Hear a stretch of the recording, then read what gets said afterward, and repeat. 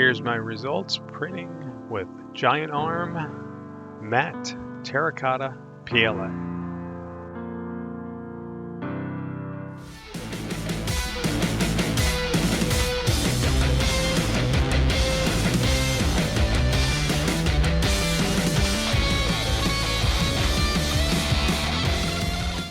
Alright, so I picked up some Giantarm PLA,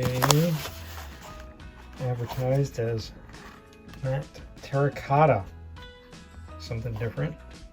So, interested to try that, and mainly trying to do some flower pots that sort of look like the regular real deal. Giantarm always sends a storage bag for your part roll, which is kind of sort of nice. So, recommended print temp, kind of standard PLA, and obviously well sealed here, good soak-up packet in there, and an interesting look from the outside.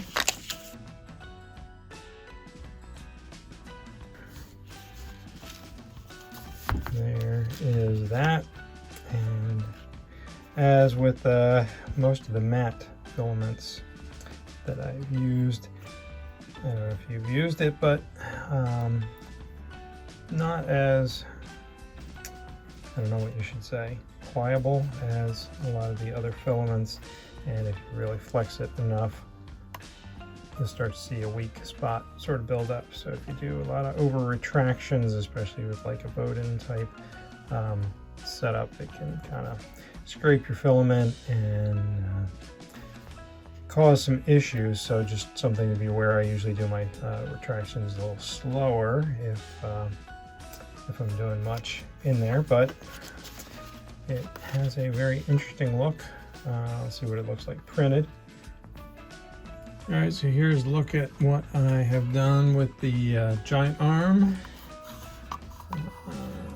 the matte Terra Cotta filament. Obviously liked it, ran through it in just a matter of a few days here, and as I said, my goal was doing some flower pots, so I'll take a look at those, but started with the traditional temperature tower, and I was actually going to go a little cooler here, but the recommended temps on here were 190 to 200, so I actually thought 185 was good, but I went with 190, no real major difference in there. I just like to go as cool as I can to avoid stringing. Now that was actually one thing that I got to, but before I did that I did a flow calibration, and it was pretty much on. What I saw on a few prints was some lines not quite being as tight together as I thought, so I actually increased the flow just a tiny bit, I think about 1%, just to make sure the flower pots were nice and sealed. So I did that, and then doing the calibration on retraction, I did have to tweak that a little bit. I'll post that in there, but mainly slowing way down from my normal retraction speeds. And so took a few little tests here to get things looking pretty good. I think they did. Obviously a little bit of herring on this, but that's obviously a torture test and meant to push it to the limits. For most things, I think it did really well.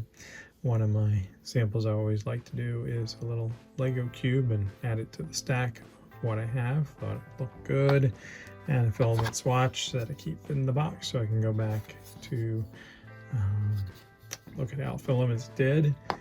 And of course, you know, why not? Because we can do a little benchy, which I thought was pretty good.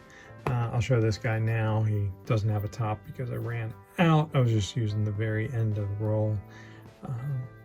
Thought kind of cute. But on all these, I'm just really pleased with the look. So question is it terracotta? Ironically, I don't actually have any terracotta pots, but I have a coffee mug or tea mug, whatever, that was meant to look like a terracotta pot, and I'm gonna say it looks pretty similar. Pretty happy with the look. So again, I don't really have any real true genuine weathered terracotta pots, but I think this is gonna work well for some flowers. And, you know, seam is what it is. Very pleased. What I found is I think it's very, very forgiving with lines. So if you kind of catch the light just right, you'll see, you know, I'm not doing it's not the most perfect machine in the world, but I think it's doing pretty well. But unless you really catch it in the right light, it's really looks really, really good there, I think. Hides defects, things like that. Another flower pot, obviously. But I think everything turned out really well. Again, this is one of the ones that if you sort of catch the light just right, you can sort of see the layer lines. But other than that, I find it really conceals all those type defects in there. This one shows it maybe a little bit more if you catch it just right in the light, but at a distance, I think it looks awesome. Except for that was my slicer error, not paying attention to what the slicer did.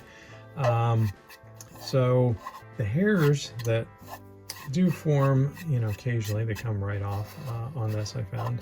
But they look rather white, and I left the ones on this guy. Maybe see them a little bit more here. They rub right off, but just ironically look very, very, very white, which I guess just stands out against the terracotta type look. But I am very, very pleased with the way these pots turned out, and given that I forgot to get a saucer going for this guy, I'll probably be buying some more to make some more and maybe give away, things like that. So again, the Giantarm matte terracotta filament. I'll add the retraction settings that I used in the show notes, because I forgot what those were, but they were a little bit different than my standard setting there. So was able to get, I think, really good retraction results. Just took a little bit of practicing to get it dialed in, and I should have mentioned it did really stick to the bed very, very well. In fact, did a few of these tests and never got one of them to come off. Granted, that's a really, really small piece there, but it just wanted to stick to the bed. So no issues, very, very happy, and wish I'd had more, and probably gonna go buy more to make some more pots. Hope that helps you out. Happy printing.